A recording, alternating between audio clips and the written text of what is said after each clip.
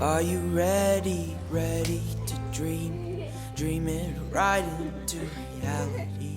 RADVC Thomas Patterson School provides a bilingual education program for primary and high school students who are deaf, and Music Count Us In is a great annual opportunity for our students to showcase Auslan. That's the visual language of the deaf community, and at the same time they're enjoying music with Australian children all over the country. A lot of deaf people enjoy music, and even if they can't actually hear as well, they do feel the vibrations. Stand together, we stand together. A lot of our kids are profoundly deaf, but they can still hear something. And they still get pleasure, just as, hearing kids or hearing people get pleasure singing and doing something with rhythm and doing something in time with another group. They get pleasure doing the same in sign. Is there something you see?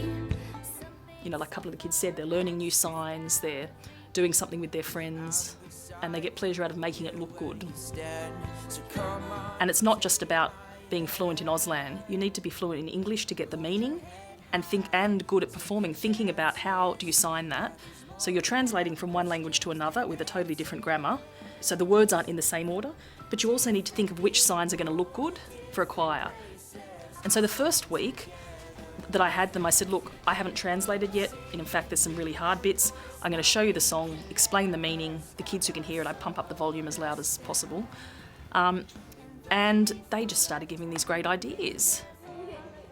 And so I talked with Lynn, one of the deaf teacher's aides, and Kelly, and they came along the next time and we worked with the kids. And between all of us, maybe one or two ideas of mine, and that's it. The rest is the kids themselves. The last things to acquire in a language, the hardest things, are different uses of metaphor that might not be used in another language, or different idioms.